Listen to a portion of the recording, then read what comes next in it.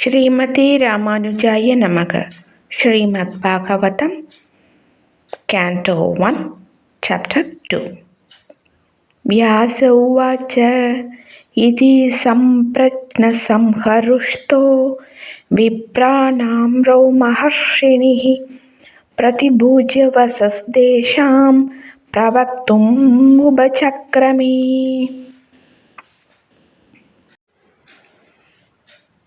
सूत उवाच यं प्रव्रजन्तम् अनुपेतम् अपेतकृत्यं वैभायनो विरह कातर आजुहाव पुत्रेदि तन्मयदयाद्रवोऽपि नेदुस् तं सर्वभूतहृदयं मुनिम् आनतोऽस्मि।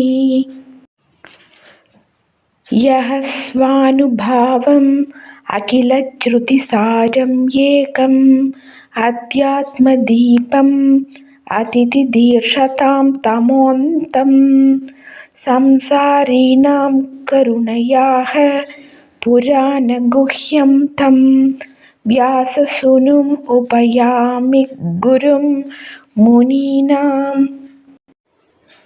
नारायणं नमस्कृत्य नरं चैव नरोत्तमं देवीं सरस्वतीं व्यासं ततो जयम् उदीरयेत्।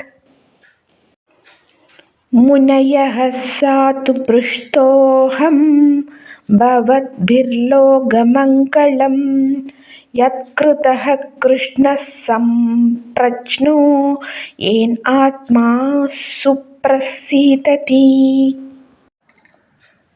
स वै पुंसां परो धर्मो यतो भक्तिरतोषजे अहैतुकी अप्रतिहता ययात्मा सुप्रसीदति।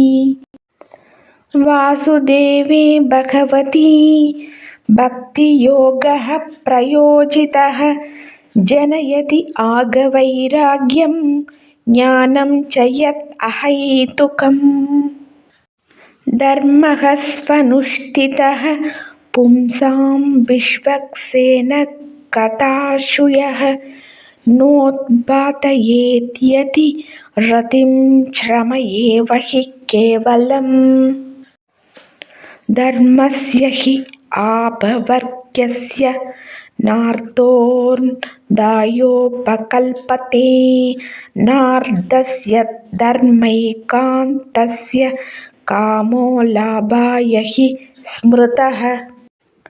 कामस्य नेन्द्रियप्रीतिर्लाभो जीवेत यावता जीवस्य तत्त्वजिज्ञासा नार्थो यच्चेह कर्मभिः। वदन्ति तत्तत्त्वविदस्तत्त्वं यज्ञानम् अद्वयं ब्रह्मेति परमात्मेति भगवान् इति सप्यते। तच्छ्रद्धानमुनयो ज्ञानवैराग्ययुक्तया पश्यन्ति आत्मनि सात्मानं भक्त्या श्रद्धागृहीतया। अतः पुंभिर्द्विजश्रेष्ठा वर्णाश्रमविभागशः स्वनुष्ठिस्तस्य धर्मस्य संसिद्धिर्हरितोषणम्। तस्मादेकेन मनसा भगवान् सात्वतां पतिः श्रोतव्यः कीर्तितव्यः सत्येयः पूज्यः स नित्यताः। यत् अनुध्यासिना युक्ताः कर्मग्रन्थिनिबन्धनं सिन्तन्ति गोवितास्तस्य गो न कुर्यात् कथारतिम्। शुश्रूषोः श्रद्धानस्य वासुदेव कथारुचिः स्यान्महत्सेवया विप्राः पुण्यतीर्थनिषेवणात्। शृण्वतां स्वकथाः कृष्णः पुण्यश्रवणकीर्तनः हृदि अन्धहस्तो हि अभद्राणि वितनोति सुहृत्सताम्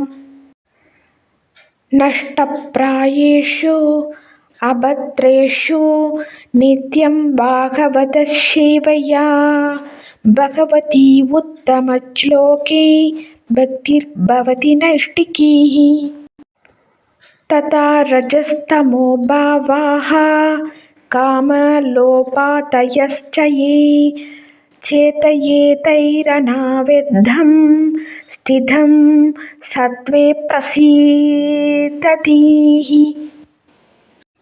एवं प्रसन्नमनसो भगवद्भक्तियोगतः भगवत्तत्त्वविज्ञानं मुक्तसङ्गस्य जायते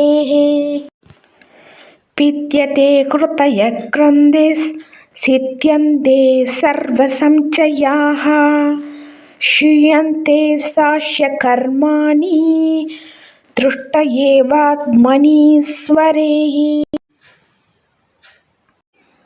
अतो वै कवयो नित्यं भक्तिं परमयामुथा वासुदेवे भगवती कुर्वन्ति आत्मप्रसादनीं सत्त्वं रजस्तम इति प्रकृतेर्गुणास्धैर्युक्तः परः पुरुष एक इहास्य तत्ते स्थिति आतये हरि विरिञ्चि हरे ते संज्ञाः श्रेयांसि तत्र खलु सत्त्वधनोर्निर्नां स्युः पार्थिवादारुणो धूमस्तस्मात् अग्निस्त्रयीमयः तमसस्तु रजस्तस्मात् स्त्वं यद्ब्रह्मदर्शनम् भेजिरे मुनयोदाग्रे भगवन्तं मतोषजं